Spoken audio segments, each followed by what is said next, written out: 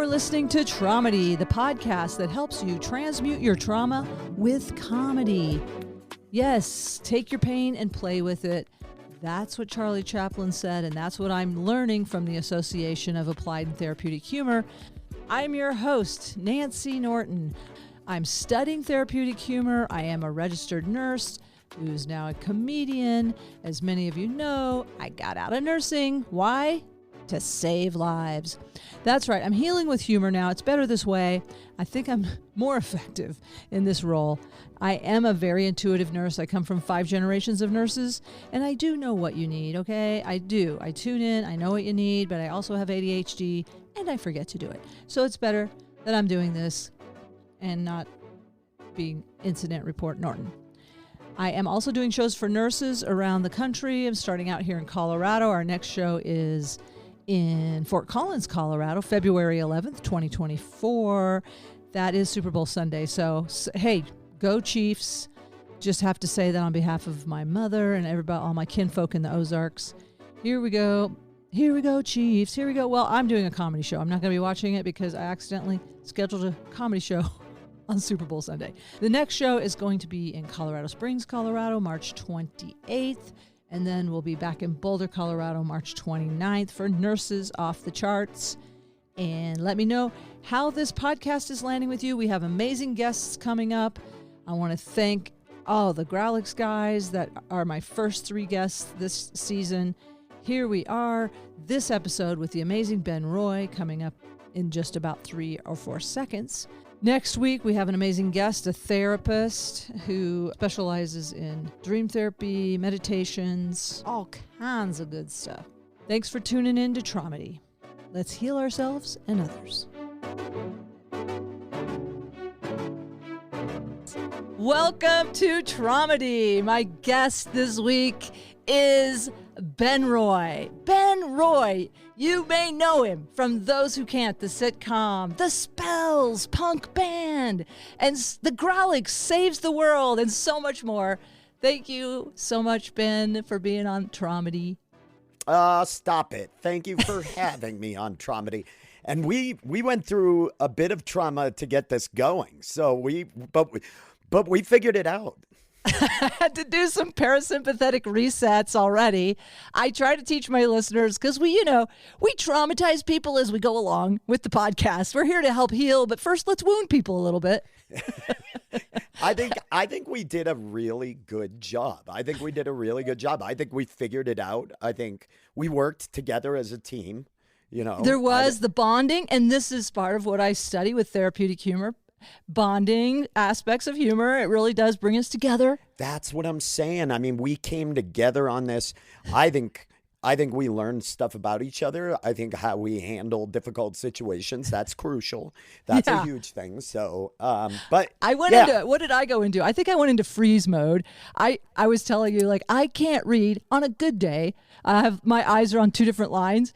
And then when I'm a little anxious, it's like, information won't go in. So I was trying to troubleshoot. Either way, this works. This works really well.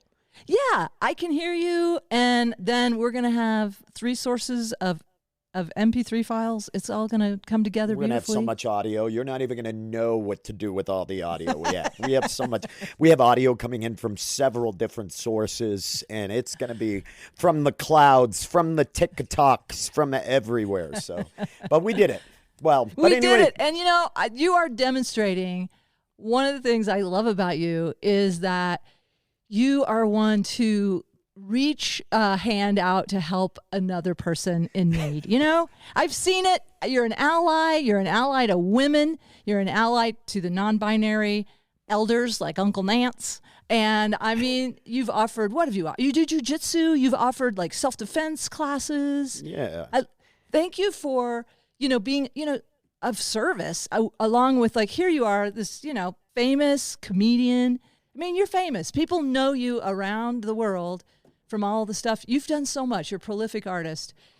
Because, let's face it, I'm studying post-traumatic gifts, and the more trauma you have, the more gifts you have. So, congratulations, Ben. Is that true? Oh, man. There is some correlation. I feel like though there's a tipping point where you have to find that sweet spot. I feel like there's a Venn diagram there. You know, I know what you're saying, and I don't have the bell curve on that or anything, but I will tell you, not everyone that experiences trauma gets post-traumatic gifts, but I think it's possible, and I think that's what I want to show with this podcast is like how comedians have taken their pain and we play with it. That's what Charlie Chaplin said to do: take your pain and play with it. And I really think that people that do that intuitively can show people who maybe don't have that knack. That's what we want to do here. This is not necessarily a comedy podcast, but I'm using comedians because most of my friends are wounded in some way. Yeah. And yet they've taken that wound and they've put it into art and they've expressed it instead of, oops, I got to put my phone on silent. And for crap's sake. I ruined Christmas. Come on. Turn it off. Put it in the bag. No, I'm just kidding. I'm the worst with phones. Like if Adam and Andrew, the dudes that I do the Grolix Saves the World podcast with, if they saw me criticizing that, they would. The sweet irony of it. But well, I'm in my garage studio, which is a workbench basically, and I have a space heater underneath me, and so I'm cold from the waist up, but that's okay.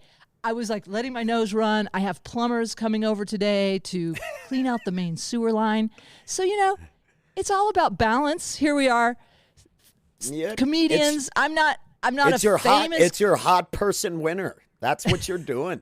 You're living your best life. It's your year of yes. Welcome everybody into your home. No, I love what you're doing. I want to say I love the idea of this. I want to say you said I'm an ally to women or and non-binary or gender queer folk or what have you. I'm a dude, and I grew up in a very rural area, and I was taught very, very toxic views towards women. And, I just grew up in a very economically depressed small town in the middle of nowhere. And so I think there's a part of me that is always trying to make up for the things that I didn't stand up for when I was younger, or the things I said on my own, when I was a teenager and growing up. I think I have a lot of guilt about, how we treated people who were different. And I would consider myself fairly progressive for where I grew up. And even then, if you grow up in a small town where there's not a lot of diversity or information, Yeah. I know. I grew up, in the Ozarks, and I also feel, in fact, I've been doing psychedelic therapy, trauma therapy, and I'm having these sort of I would say psychic experiences, or connecting with my ancestors. And I was told I've been charged a little bit with helping make amends for some of my ancestral damage. And I'm like, okay. And who knows? I do believe in reincarnation, so I may have been one of those motherfuckers that did this stuff, as I look at the patriarchy and white privilege and everything. I definitely have had past life stuff where I was a white male. So I'm just saying there's a lot to make up for. And I do have I have the guilt, and I also was like, what is mine to do? And not just do it, walk the talk. How do I help even the playing field in this society, And I don't know. I'm doing my best. To do a living amends. We all are, and I think I think you do an amazing job as being a funny, insightful, vulnerable. I don't like the term non-threatening because I don't want you to think that in any way I'm saying you're passive, but you do a very good job of being very disarming to people that I think would probably be uncomfortable with what you're talking about on stage. But you come across as so funny and easy to approach about it and accepting. I think because maybe I could ask you this. I'll interview just a second. Yeah. I'm jumping in the driver's seat. Do you find that because you grew up, because the Maine is the Ozarks of the Northeast. Do you find that you have more of a tolerance and an understanding of a lot of viewpoints that may be farther, like more center and farther right, because you grew up around that and you know the people it comes from and they may be family and Yeah, absolutely. I agree. I definitely, I'm guessing you have the same insights.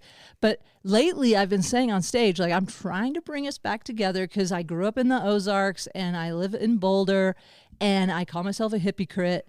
But I do understand especially also with my recovery work, so much of it is from survival traits, right? And all the men in my family tended to be the Republicans, and I get that that's like they're protectors, and there's sort of a fear-based mentality.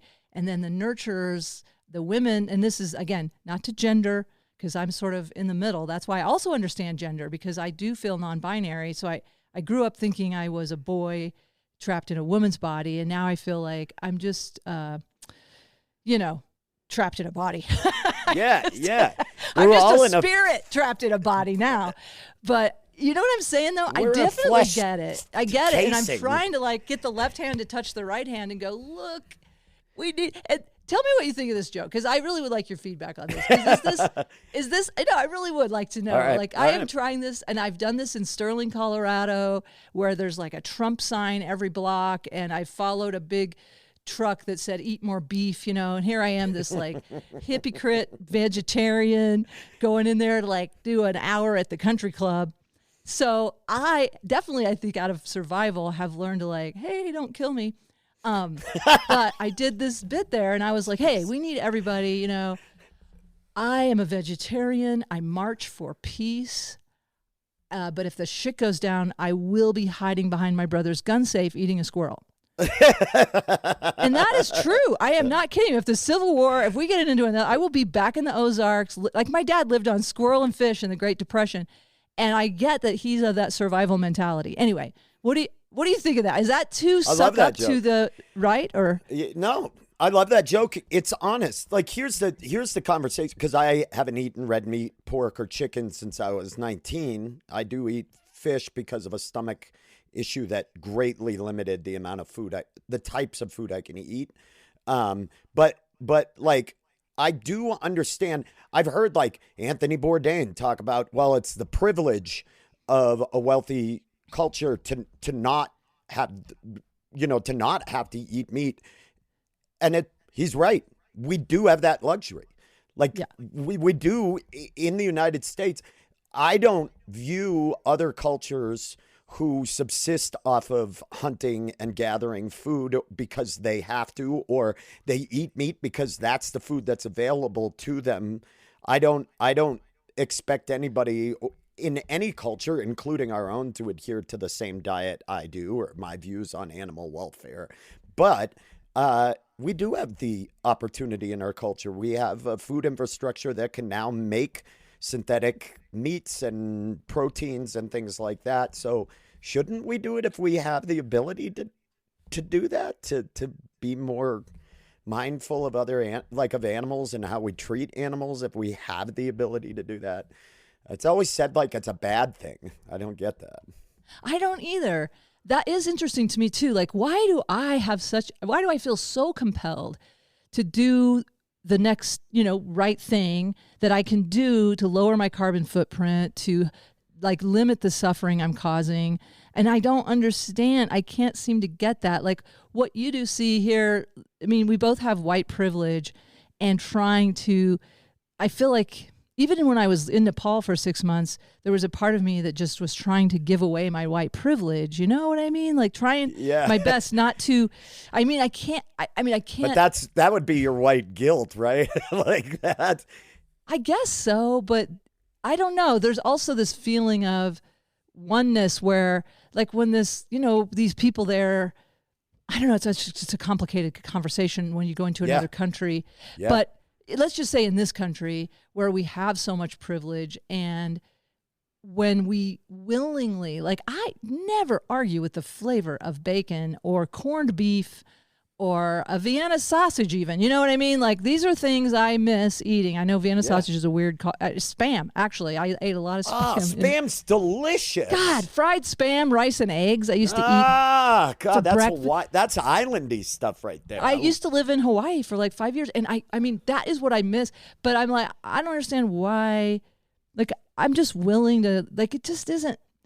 Honestly, it's just, it doesn't taste good enough to offset the suffering. I know. Yeah, when I'm home, my stepfather is a very avid outdoorsman and hunter, and when I'm home, they he'll get a deer a year or so, and he'll give away some meat, and they have a deep freezer, and they have sausages and steaks, and I'll have game like venison when I'm home because I do like the taste, but.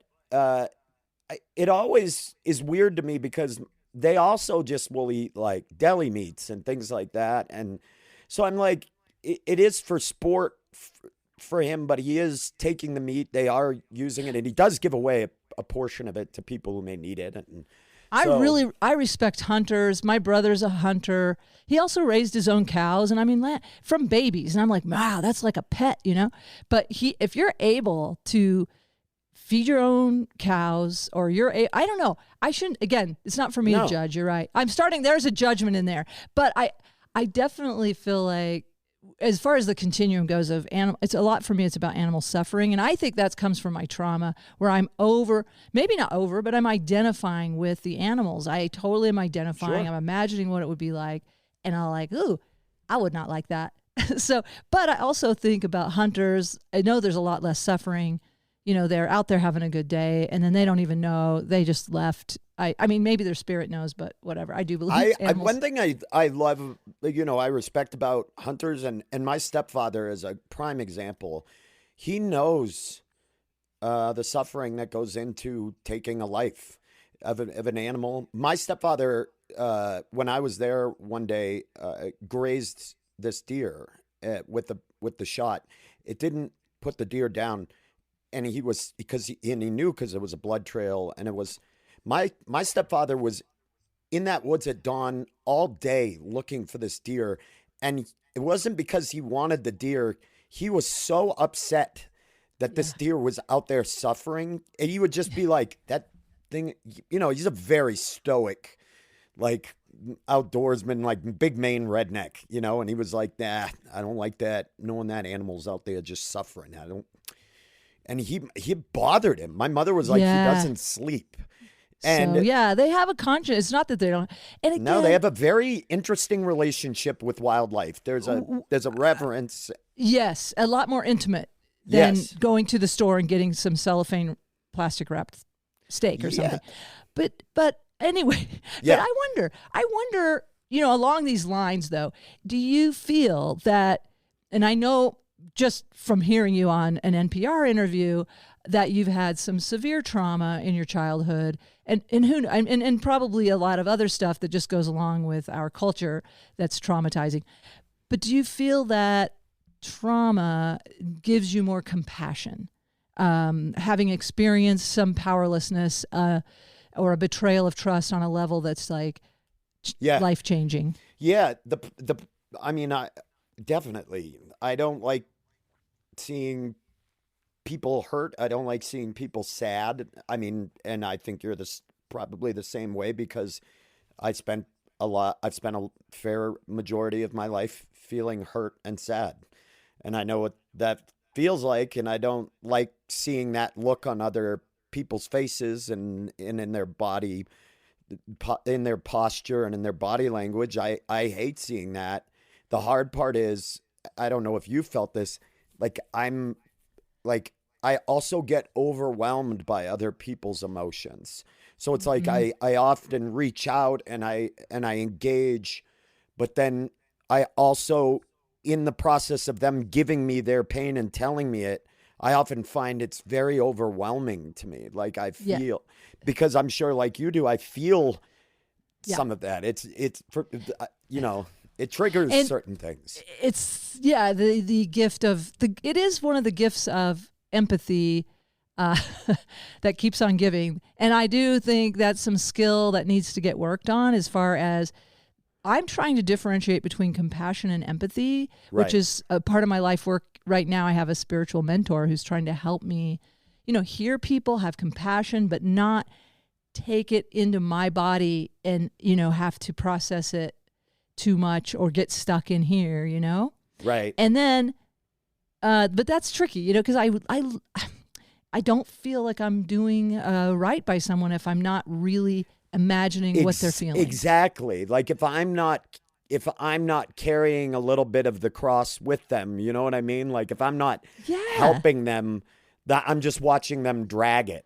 And I feel like, well, that's not fair. You shouldn't have to do that alone. But I do think there is a lot to be said for they have their stuff on their side of the table. You have your stuff on your side of the table. It's okay to talk about what's in front of them, but it doesn't mean you have to move it to your pile, right? You don't have to slide it over.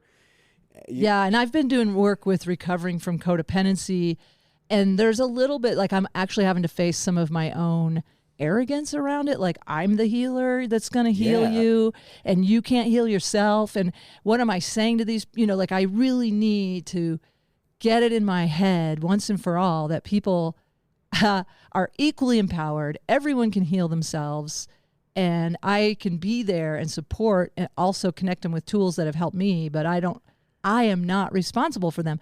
And that's not empowering them. Exactly. I have to really look at that. I agree. I think one of the worst things that you can steal from a person who's trying to heal from something is the actual healing. Like taking their pain from them or trying to do the work for them. You're robbing them of a very important part of the experience of healing, which is, the pain is important. It wouldn't be there. I read this fantastic book called An Anatomy of Pain. And it's basically by a pain specialist, a doctor who works in a chronic pain facility. That's what he does, is deals with people who have moved from, I broke my leg pain to non-specific site pain and, chronic pain throughout their lives. And he talks about how we redefined what pain meant. Like for centuries, pain carried a lesson with it, or there was just some biofeedback. Exactly. Just like, that needs to get moved away from the heat, and right. Or I need to alter the way I live to deal with this, or I need to learn to live through it and breathe through it and learn meditation techniques and things like that ultimately help you cope better. And we just got to pain bad. Get rid of pain. Pain is all bad. And satiate pain. Get rid of it, dull it, numb it, do whatever you can.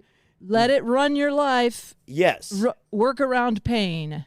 And it's really profound insight on we need to, and that's what he does in his clinic. Not only, he works with, there are certain procedures and things, but he really, once somebody gets to the chronic pain level, what he tries to do is really try to get them to redefine what their pain is and what it means, and practice meditation and mindfulness to not run from the pain, to try to sit in it and through meditation analyze what your pain is, where it's coming from.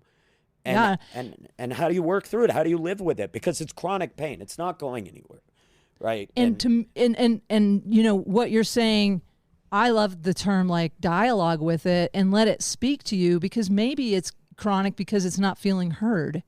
Right. What is it trying to tell you that you're not hearing? And it's sort of like when I've done a lot of my inventory and my recovery work, is just seeing these patterns and the universe just trying to tell me over and over and over. And clearly I didn't get the message, but the patterns are so obvious now. And I am finally breaking those patterns and that's mostly emotional pain, which isn't that your brain doesn't know the difference. I didn't even know this till recently, that ibuprofen actually does help emotional pain as well. Yeah. That messed with my mind, because I was like, what? Anyway, back to so I want to put that book in the show notes. What is it again? Anatomy? An Anatomy of Pain. That's what it's called. How the body and the mind experience and endure physical pain and basic physical suffering. But basically, it also relates, at 2020, we all lost everything. And my marriage to Crystal, who I'm very good friends with, that was my ex-wife. And I only use her first name is because you know her very well, Nancy. She's wonderful. And she's wonderful. And still one of my closest friends. If not, I'll say she's my best friend. I don't know. But I love her to death. And losing that was a part of my identity. Everybody knew us together, and that divorce. And I remember, like, I don't drink anymore, and I was like, I'm gonna stay sober through this. I'm gonna go through it. And man, there were some, like, I don't even like talking about it. There were some dark nights. When I moved into it, I rented a room from a person I don't know. I'm 41 years old. I have not been away from, I've not ever been single. I've always had girlfriends up until I met her when I was 20. And then we just were together the whole time. And there were some nights that were grueling mentally. Yeah. And I literally would wrap my arms around myself, hug myself, and repeat to myself like I was another person in the room, like, you're going to be okay. I got you. I got you. Oh my gosh, I have goosebumps right now, Ben, because I'm not kidding you. I was in a recovery meeting yesterday, and you're reminding me, you reminded me of Eckhart Tolle, first of all, where he, at the beginning of The Power of Now, and have you read The Power of Now? I have not, no. Oh, highly recommend. But at the very beginning, he's having suicidal ideation, and he's like, I can't stand myself. And then he's like, who's that talking? He started realizing there's the witness to the dialogue, and then so then it's so wild. Yesterday in my recovery meeting, I'm in an emotional sobriety program, but we were working on some distorted thinking that roots back to trauma and childhood stuff. But it was like, what could you do? It's so weird what you just did. I said, well, I do this kind of, one of my therapists taught me this kind of butterfly hug, but literally it crosses midline in your brain. It's kind of a reset thing for your, just on a physiological level. But then also it's like, what do I need to hear from my higher power? Or in my program, the solution is to become your own loving parent. So it's like, okay, what do I need? And it's like, I got you. That's what I need. I need to hear, I got you. That's so wild that you just but it's very embodied comforting. the exact thing.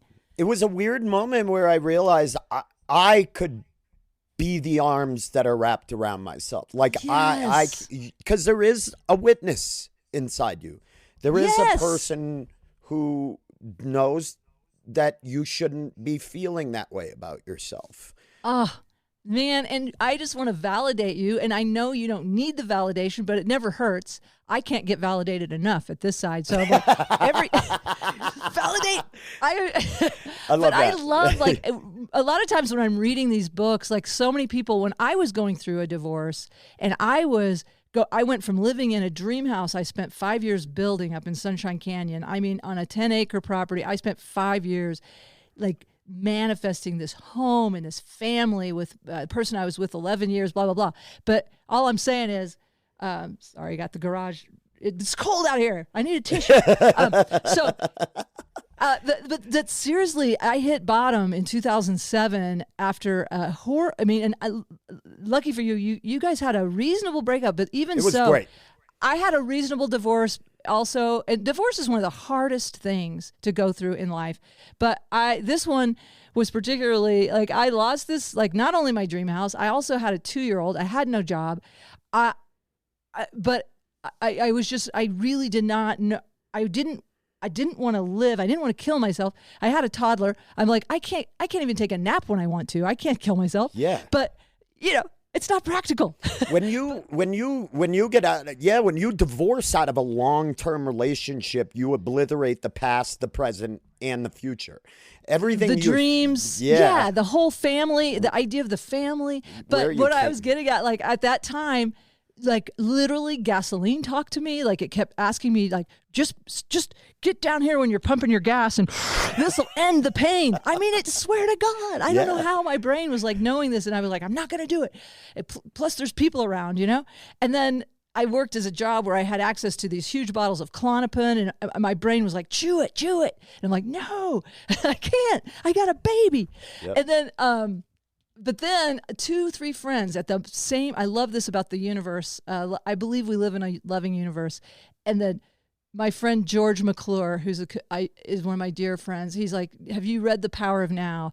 My friend Patricia Raycraft, who has since passed on, but is amazing trauma therapist, is like, have you read The Power of Now? And then, I don't know, a third person, I was like, okay, I got to read The Power of Now. And that book changed my life, like changed everything, but also validated so much. You know, don't you love that when you ever do? I don't know if you read self-help, but when you read it, and it's mainly a lot of times we just get validation. It's like, oh yeah, that's they're articulating something you knew intuitively. Because some of the times the hardest part of it is that you feel isolated in your thinking. You think you're crazy. I'm going nuts. I'm losing my mind. And then you read a book and someone says, nah, you're not. This is, you're not that, your pain isn't that unique. It's a universal experience, and you're going to be okay. There is a way through it, you know. Yeah. And that's what we're doing with Traumedy, is showing people who maybe, because so many people get isolated with trauma, and they do. We all think, especially when we get into distorted thinking, that this is, you know, the worst. It's dark. It's such dense, dark energy. And, you know, Eckhart talks about the pain body, which wants to live. And it's a part of us that sort of is familiar, that persists. But there's a way through it. And one of the ways is through expressing with art. That's just a couple. I mean, trauma therapy, obviously. I don't know if did you ever do any trauma therapy? Yeah. I mean, I've been in therapy in one way or another since I was 15, 14. I mean, I started, having panic attacks when I was very young. So yeah, I've done some EMDR. I want to do more. I would love to try some psychedelic therapy, because those are the avenues that I haven't, but like, you know, cognitive behavioral therapy and, you know, so that's, I mean, this is not, I guess what I'm doing here is like, hey, this is not a replacement for trauma therapy to do that deeper work. But what I say is it'll get you by between sessions. Right. And those are long gaps, right? Sometimes. You know what? But I highly. Oh, go ahead. Sorry. No. I just want to say I highly recommend psychedelic therapy. I did EMDR and brain spotting, which are similar trauma therapies. And I did brain spotting for almost a decade. And I mean, that's a long time. And I could not get to the last layer. I just didn't want to see it. I couldn't, even with therapy and crossing midline and everything. And then I did the psychedelic therapy. And I mean, it was like 10 years of therapy in 6 hours. Highly recommend it. Yeah. That's all I was going to say. You know what I've been loving, that's becomes, you were talking about it at the beginning, is all of the stuff about like somatic therapy and moving the body. Yeah. And sympathetic and parasympathetic breathing, that kind of stuff. Nothing has changed my life for the better more outside of my son and family. But outside of that, I had a better therapeutic response than jiu-jitsu. And I was always like, what is it about Brazilian jiu-jitsu? It's just the movement. It's just a lot of movement, a lot of being contorted and bent into weird positions, and a ton of deep breathing because I'm gasping for air, and a ton of being very present. Right here, right now. You have to be. Yeah, I call it yoga with consequences. Because yoga, I would go and they're very much like, well, if you don't feel it, you can get out of that position. You don't have to do it. But jiu-jitsu is like, no, you can't. You're going to get your face choked. You're going to get choked. You're going to get your arm pulled on. Like, you're going to get your arm bent back. There's a lot of consequences to it. And I find what happens is I stay very present. I'm not thinking of the things I came in with. And I find that 90 minutes away from that, where you take your mind off of that, is like, it's like somebody took their thumb off a bruise that they've been just grinding it. It's just a relief. You know, you're like, I'm not forcing myself to think like that. It's you know, I want to real quick. You were talking about wanting to lean down enough gas, like that. When I get into those thoughts of spiraling and really thinking, and I don't go to jiu-jitsu and I don't have that movement thing, man, there is no organ in the human body that has more lawyers than the dopamine gland. That will argue for you to go back to bad behaviors. It'll make a brilliant case for you to anesthetize yourself. Just let me, your dopamine gland is like, just let me do my job. I'll flood your body with it. Huff gas, drink, like seek the company of people that are toxic for you, things that are familiar, and I'll flood your body with feel-good chemicals, right? It just argues. It makes a great argument constantly, and it's that addiction loop. Man, it's powerful. It and is. I hear this term. I've never heard the term of dopamine gland. I mean, it's a gland to me. It's a thing that can be squeezed. So in your mind, it's a gland, like the adrenal glands. Yes. Like I'm an adrenaline addict. I know that for sure because I mean, I'm not a rock climber. I don't do high risk. Like I don't like jumping out of planes or physical things. But emotionally, you know, I love always running late. I love getting on stage and not being prepared and just like digging a hole. I love digging a hole on stage and like, let me alienate everybody for a minute and see if I can get them back, you know? And I don't do that as much as I used to, but that is definitely a sign of an adult child. We as comics, you and I both do it, and every comic does it. Like if they're not skydiving and doing other shit, they'll tell somebody who does that stuff, I'm not as crazy as you. And that person will look at us and go, you get up on stage and stand and that is terror invoking to people. It is the number one fear. And yet, yeah. And so when you do it and you bring so much energy and expression, and I love it's like your time to shout, and same probably with your punk band, the spell, like you just like can get all that like rage or upset or whatever out of you. Man, that's cool. How does that feel for you when you're doing that? And has anything shifted over how many years have you been doing stand-up and music? I mean, those are two-part questions. I started playing music when I was 15, and then I just had my 20th year in stand-up, so I started at 24 doing stand-up. But music, there is nothing. That's the only way I know how to process. Like pain, that's the creative outlet, was writing lyrics and writing songs. And when I'm really into a song, there's a tone in my voice that comes out. Like my band knows it. Like there's a part in one song where it's, you know, like where I'm saying like, this may be, we have another female singer for people who don't know the band. There's two singers. It's myself and my friend Dawn. And she's going, it must be all just due to boredom. And I'm going, but it's mine. And in the recording version, I'm singing it. But live, it comes out as like, but I'm fine. I'm fine. Like I lose it. And like, and I feel it, but I feel so good afterwards. Yes. Like afterwards. And it's the most raw, authentic, like part that just needs to say it again and again. Like sometimes with trauma, I feel like you can't say it too much, you know, sometimes like if you need a place to like, I'm fine. And then it's so weird. My mother, we have a thing where we kind of mocked my mom, which is, you know, I'm fine, which means, she was never fine. I know she had some severe trauma from her infancy that she passed on to me in my infancy. And it's like, oh, I'm fine. It's this total throat chakra blocked thing where we all have thyroid disease in my family because we can't speak our divine truth. Right. But I'm breaking the pattern now, right? And I'm starting to say I have some trauma from my mama, which I couldn't say out loud until last year when she died. So there's freedom, but you have freedom. Do you have anything that, is there anything for you like that you still feel like you can't speak your whole truth about? Yeah. Are there things that you still feel like you have to stuff a little bit to protect other people? Yeah, I mean, I'll open up about that because I'm going through that right now because it's embarrassing to me. But my therapist, a bit ago, and it's happened before, I have love addiction tendencies. I tend to struggle with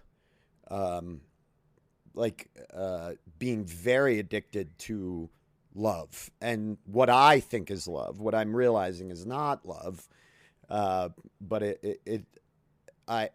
that is a constant struggle, and it's embarrassing to talk about. And I don't have shame about talking about alcoholism, which I've been 13 years free from alcohol, and I don't have a problem talking about the things that I did. The things that the love addiction part of me have brought out are so much more mild. They're not as egregiously irresponsible and self-destructive seeming on the surface and whatnot. But I get obsessive over unhealthy relationships. Yeah. Healthy relationships are very difficult for me. Like, I struggle to gain traction in them big time. It's almost like I can't ramp myself up. And there's a part of my brain that's I know is not getting the hit that it needs. Yeah, I get that. I really get that. And, I have been in a recovery program for codependency, and the only goal for that program is to have a healthy, loving relationship. And it doesn't always say this, but of equals. And I just didn't know how, there's some part of me that was addicted to the familiarity of, I'll say almost like duplicitousness. Yeah. Where I have these kind of odd love-hate relationships, and it's always either one up or one down, but rarely just like the slow grow of equals. I don't know if that makes sense. No, it is.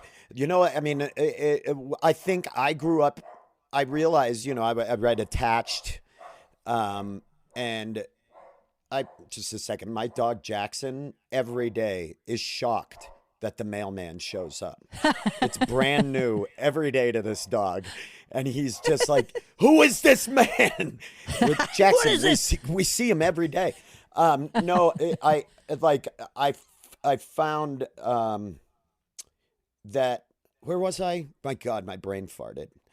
Oh. Well, we were just saying about the slow grow of an equal healthy relationship. Yeah. And how that the duplicitousness is a little more exciting or addictive. I read Attached, and I realized and I love my mother. Before I say this, disclaimer, my mom and I have done a lot of work, and now my mom and I are very close. But growing up, we did not have a good relationship. My mother was very, very hard on me. And we fought, argued, screamed. I mean, we had cops called on us. It was like slamming doors, and it disrupted the household for my dad and my brother because they were like, you two were maniacs. We just always got after each other.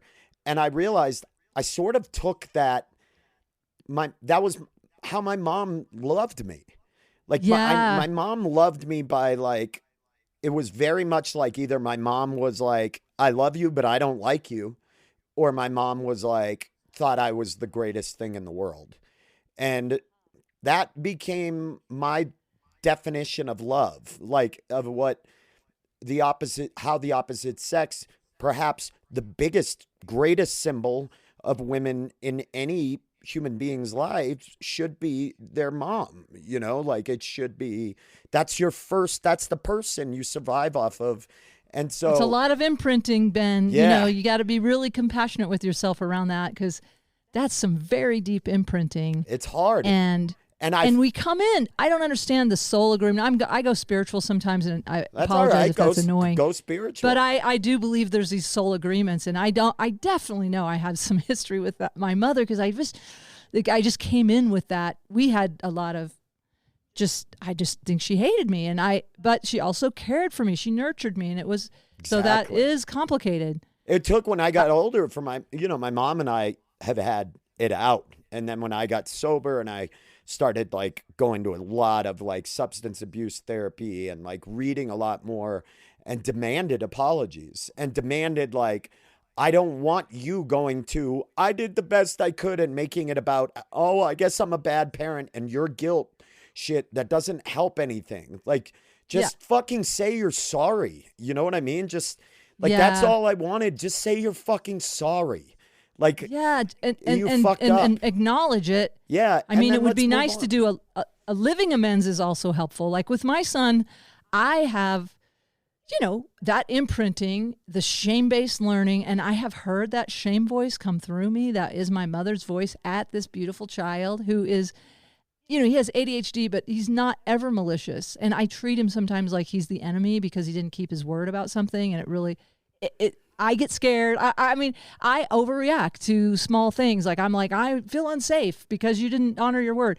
Anyway, I have to, I'm changing my behavior, but I also like pretty much have to regularly make an amends to him. Like, I am so sorry. You do not deserve that. Did not belong to you. I know you're, you don't deserve any of that energy. Yeah. It took me a while to like, to start realizing like, oh, I'm conflating, like drama or distress and tumultuousness with love and passion.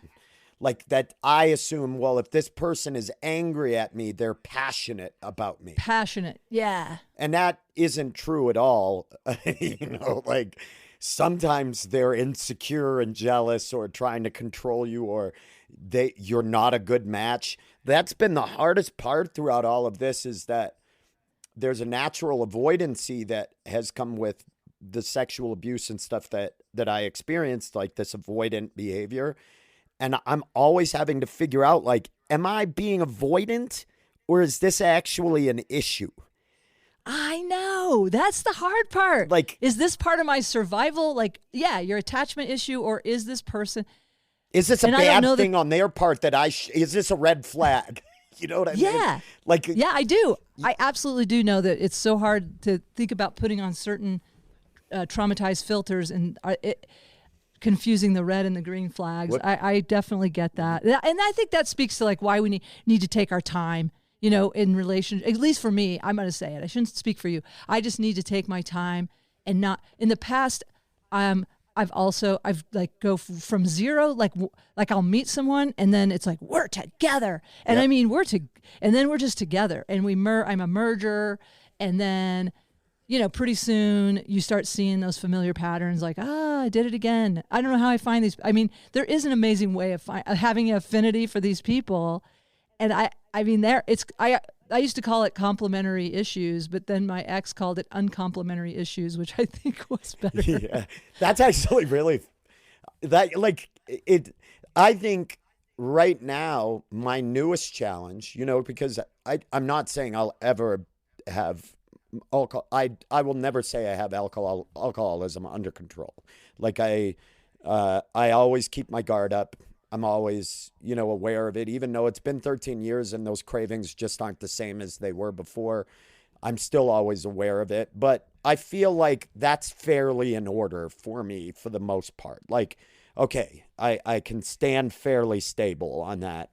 And getting divorced and now I'm dating, I'm like, oh, this is the battle right now, is I want to have companionship. How do I do that? How do I stay patient? How do I understand no one's perfect? Respecting and understanding trauma is caring. When you love someone else, like being patient with their issues is a way of showing love, and that is an important part of love. But also, like, at what point does it cross the line where you're like, this is not safe for you and it's not a good situation? Like, that has been exceptionally hard for me. Like, I'm confused. I get very confused very easily. Yeah, and if I may, going back to what you're talking about, somatic. You may. Oh, you may. Yeah, that's something in my recovery work. I have a tendency to offer advice without being asked, which is probably. I had a Facebook. I started a Facebook thing a while back, like unsolicited advice, which I should have followed through with because I just need someplace to put it. Right. But that you were talking earlier about somatic and the body doesn't lie is something I've heard, and I am really, and here I am in my 60s now, and I'm just now like trusting my gut, and it's really cool. Like, it's okay for us to feel safe, and I'm not gonna. I tend to, in the past, what I would do, like the last relationship I had that was 5 years I knew in my gut I did not feel safe with that person, and I kept talking myself out of it and trying to intellectualize it. And maybe if he gets well, or if he does this trauma therapy, or, we start communicating this way, I just rationalized it because I wanted it. I don't know. How does it feel to you? Do you ever resource your gut on like that? Maybe no, because my gut final say? My gut is how I do everything. I write. I don't write analytically. I watch joke writers who write one-liner jokes, set up punchline, and I marvel at that because I don't do that. I'm kind of you know what I mean? It's like I'm with you. Yeah. I love it. And I love it. This is what this is my jam, man. This format, I do respect the joke writers too. Yeah. I love like Zach Reiner. I'm just like, what? I just adore his writing. It also has a lot of emotion behind it, but I appreciate what you're saying. Like, I love that you're just direct. That's why I love your style of comedy. It's clearly coming from your heart. And that's so I love that. And yeah, like Zach Reiner, I would regularly open for Anthony Jeselnik, who is one of the best at crafting misdirect jokes on the planet. Like, it just structurally, his jokes are beautiful. And I watch that, but I can't do that. It all just kind of is like I just kind of bark it out and then I write it down, and I do that in relationships. Very much, I'm a eye contact. When I see somebody, it hits me, and then we start talking, and if we intertwine our pain together and we trauma bond like that, like we get trauma bond. Yeah, we get wrapped up and tangle our roots together. I'm fucked. Like, I'm fucked for years. Like, dude, that's, oh my God. I am writing a joke. I have a vid about like my new dating app, traumabond.com, you get in quick and you can't get out. And, because I have an affinity for sociopaths myself, but. That's why I'm here, isn't it? No, I not a chance. But, dude, you have empathy, you have insight, you do not have any markers of sociopathy. No. But what I think is comics that we get to do that is rare for entertainment is acting, a lot of music. There's a certain level of composure that you're required to keep. Like, there are certainly like outliers and whatever, but like even beauty as a standard in those other mediums are super important. The standards of beauty and of appearance in those. Comedy, we're almost encouraged to be the exact opposite. And the more pathos and the more pain you inject into your comedy, almost it makes you more important to human beings, like to the listeners. That's beautiful. Like that, yeah. And back to that post-traumatic gifts, like when your wound is your superpower in a funny way, yeah? Yeah, it's like I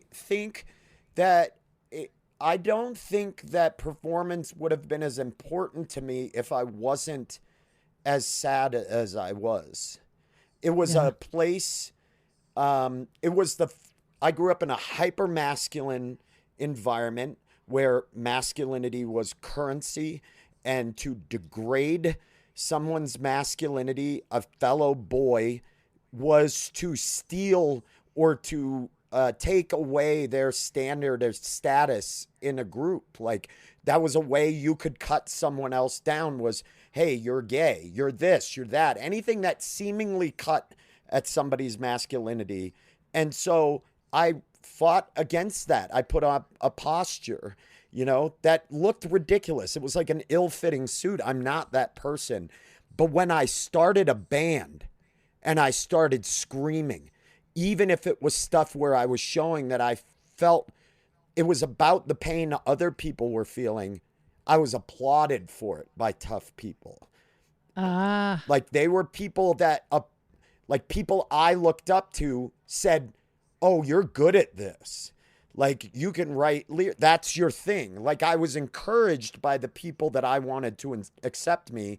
And this was kind of a weird loophole of me being able to process emotions and be emotional in front of them without having them attacking that. Because if I just did it in conversation, it was like, what are you, fucking pussy? You know what I mean? You're a fucking pussy. Yeah, bud. and I'm getting what you're saying. It's like you're allowed to have those feelings as long as they're couched in kind of a bravado, a big bravado and rage, right? Like I can talk about the most tender thing. Or do you have tender songs as well? Or I literally wrote songs about friends of mine being adopted and the pain they went through, finding, like I had a song that called What Did I Miss in my first band. I wrote a song called 10th Cell that was about people who had survived child abuse and like retribution for pedophiles, like when I was like real angry about it. And these were like painful songs, but I was allowed to express sadness and emotion, and I was finally applauded for it. People showed up to my shows and my band, and then when I started doing theater, it was a way I could play a character and channel that into it. And people would go, those same people who would have made fun of me in conversation if I showed that heart or that vulnerability were now going, God, he's fucking good at this. You know what I mean? Like that guy, oh, wow. It was like they couldn't take it directly from me, but as a character or as a musician, it was okay. And so it became an okay outlet for me. And a brilliant way of coping and surviving and adapting. I mean, it's just, I'm so glad you had all those abilities to do that, man. Yeah. Because who knows? Who knows? And that's, again, thank you so much for sharing all that, because anybody out there who's struggling right now, who just needs an outlet, like if there's a way you can find that outlet so that you're not trapped in this powerlessness. I feel like so much at the root of trauma is powerlessness, and it gives you that sense of empowerment. And just like, even if it's just an audience of one of yourself in the mirror, like get it out. It does. And I will tell people those hard times, obviously if you're struggling with like serious addiction and things like that, or like organic, like brain stuff that there's outliers to that. But I mean, being able to talk to yourself and tell yourself you're going to be okay. And if you have to rock yourself and say you're going to be okay, like I'm here with you. You're not alone. I'm here with you. Like, I do think there's a real therapeutic power in that personally. I found a benefit from that during dark moments for sure. Thank you for sharing that. And I have hammocks. I have a hammock addiction. I have hammocks. I have one in my yard. I used to have one in my meditation room. I have it in my car. There's something about being held by a hammock that feels sort of like, this is, again, the solution of my program to become your own loving parent. But look at what we do when we're sad. We grab a blanket, we curl up. I love being held by a hammock. Yeah, we curl up. We do it when we're sad. We immediately bring our knees to our chest. We start laying like this. That's because there is a comfort in curling up in a ball. It's very I think there's something connected to the womb-like nature of it. Yeah, that fetal. Yeah. So. And then do, what did you call it? Yoga with consequences. On the other side. I just real quick before we finish, I just want to say this. when I was living in Los Angeles and I was doing a lot of jiu-jitsu out there as well during the time that we were filming this show, I was talking to my therapist at that time about, because he really wanted to set up a program for people who have or experienced sexual abuse, have lived through it, are processing the trauma of that, and the effects of martial arts as a tool, one, for like the somatic benefits, but also as a tool of empowerment. Like, I can guarantee you that if I were in the same situation that I was when I was a kid, that would never fucking happen again. That will not fucking happen again. It won't. There's a real power in knowing, like, at least on the physical side, I can't protect myself mentally like this. It's not going to do it. But at least I know as physical empowerment. And that is a huge piece of not feeling physically vulnerable anymore. And I think there's a real power to that. And I've watched men, like really tough people, cry on the mat because they feel claustrophobic, because someone sitting on their chest reminds them of something painful as a kid. Dude, I was wondering if I should try it, because I mean, my memory that came was being intermittently suffocated as an infant. And I mean, I'm like, thinking about that makes me feel like, I don't know if I could do that, Ben. But I bet you it would be helpful if I could get through it. That's why I don't think you should be in a normal, like, school setting. But I think that his plan and the idea that we had talked about was to do classes with trauma in mind. And there are groups that have tried to do it. There was a great group called the Fire and Root Collective, which was started by Austin Dempers, this great person, and basically was trauma-informed yoga and self-defense. And it was all with the mind that, hey, if somebody starts having a panic attack, let's stop. Let's help you work through it. What are the feelings you're feeling? Because they're probably not going to do that at a jiu-jitsu school. They're not going to be mean, but they're probably going to be like, do you want to sit on the side for a minute? But actually having somebody there to help you, like, work through it and be okay with it, that's a huge thing. Being exposed to your fear of that, and especially for people who are victims of abuse, I think is a massive, it's a massive way to steal back some of what was taken from you. So and what continues to be stolen is when you dissociate in a PTSD or a complex PTSD response like that, you get robbed. Like what you were saying earlier about it, bringing you into the present moment. This is where the joy is in life, is in the present moment. In the past, it's you're in anxiety, you're in fear, you're in terror, or the future anticipation of being attacked, blindsided, or whatever. That's where the joy is in life, is in this very present moment.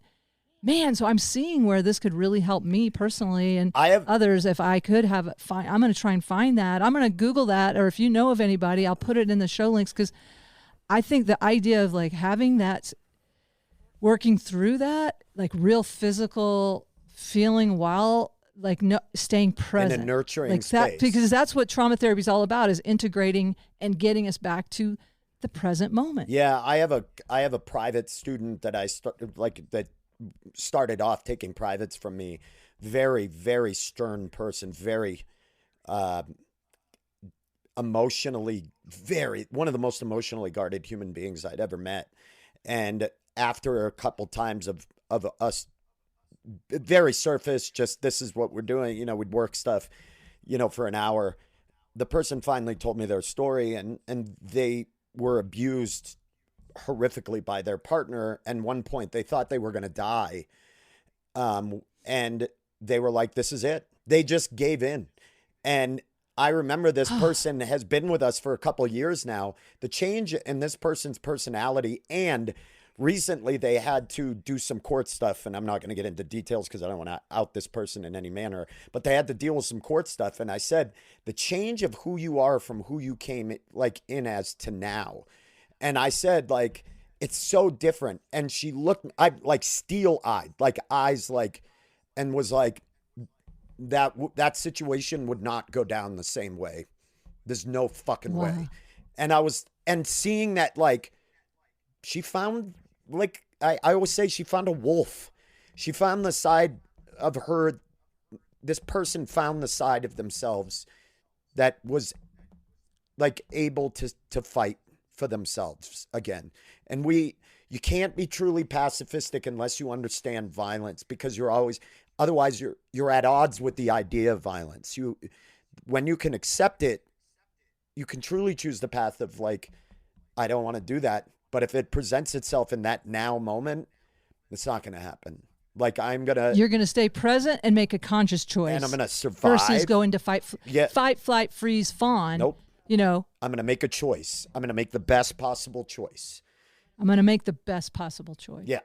I am inspired. I think you're an amazing human being, and I've always loved you. And I think it's because of stuff like this and the fact that you took a podcast and, you know, you took the idea and you wanted to do this. I could literally do this. Like you and I set up, like, remember Furbies where you just point them at each other and they just like that. The phone that you talk through the phone? No, they were like Furby? They were two stuffed little animals that were mechanical, and if they were faced each other, they would talk to each other. There was some computer program in it that they had recorders. I know. I just remember one time I had a patient when I was doing home care visits in Hawaii who had a phone that looked like a stuffed animal. Yeah, it was a teddy bear, and it would talk, and it was the freakiest thing. But kind of anyway. So maybe, who knows? I would love it if. You know, you were semi-regular, or I mean, I don't dare say regular because you got so much going on, but I would love, I mean, obviously we could talk I feel forever. Yeah, we could. This is where I love talking, is just stuff that matters. I love the funnies. And I do want to, I may put in a little, you know, people, you should hear a little bit of a song, a little bit of whatever. If you want to send me any clips, I may, you know, pepper them in there just so people get that flavor of the contrast of your conversation with your art. And I'll send you, that's what I'm doing right now. I'll send you, I mean, I have a whole album about getting sober, so I'm sure I can find something related to pain. And you have a brand new special. I mean, we should just tell people, I mean, it's okay to talk about don't you have a brand new special out there? Yeah, I have an hour stand-up special called Hyena, which is free to stream on YouTube. The Bullseye with Jesse Thorne on NPR, the National Public Radio, said it was one of the top 10 specials of the year. So it was very, very flattering. But it's a lot of fun, and people can stream it now. But more importantly, you should go see Nancy Norton. You should go see live. And go see your stand-up, because your stuff is amazing and you're kicking ass. Yeah, this is my calling right now. And I mean, I love doing stand-up, but I'm doing like shows with nurses these days. I'm helping nurses. Like, I mean, I call myself a healer for the healers. I'm just trying to help them stay at their job because they have so much burnout and stuff. Yeah. And I try to make the shows about them. Like, they tell their stories, and I'm kind of more of a facilitator. Yep. But you're so sweet to like, throw it back to old Uncle Nance. Go see Uncle Nance. Do the Uncle Nance dance. Uncle Nance it's so funny, and if you've not seen Uncle Nance live, you're missing out. Don't be an asshole. Go see Uncle. Stop being such an asshole. Go see the UN, the real UN. All right. I love you, Ben. I love you too. And I might ping you about a jiu-jitsu lead if you have any. If you wanted to just hang out and try it. Christy Buckley, she loves doing, she gets up at 5 a.m. to go to jiu-jitsu. I mean, it is so important to her. And, you know, she's one of my dearest friends, and I need to figure out. I think I need to try it. Incredibly addicting. It's silly. And when you do it, you're like, this is it? And then you get into it, and it's a puzzle, and it's great for the mind. So let's do it. Right. But I love you, and thank you for having me. I love you. Thank you, Ben. Right. Thank you for helping me with my technical stuff too. Peace and love. Anytime.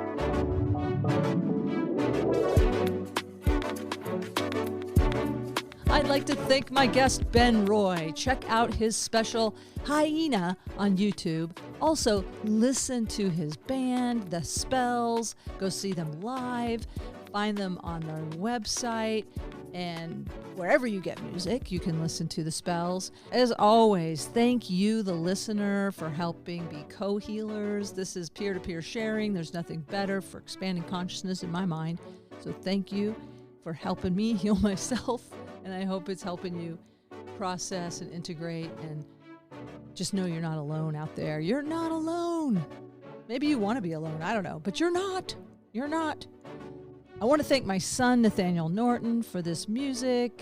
And know that if you're a nurse or healthcare worker or just love healthcare workers, I am doing shows called Nurses Off the Charts. Our next show is going to be actually this Sunday, Super Bowl Sunday. If you hate football like I do, you hate brain injuries and bad knees and I don't know, the violence.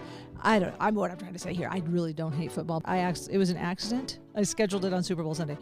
Next, Nurses Off the Charts is February 11th at the Comedy Fort. And then we'll be in Colorado Springs March 28th. And then we're going to be back in Boulder March 29th. That's Nurses Off the Charts. I'll put a link in the show notes if you want to go to my link tree and you can get tickets and check it out. What we do is we share stories from healthcare and get rid of vicarious trauma. Remember, no matter what, keep laughing and tune into Traumedy every Tuesday. New episodes every Tuesday. It's Traumedy Tuesdays. We need a little theme song. It's Traumedy Tuesdays. It's Traumedy Tuesdays. It's Traumedy Tuesdays.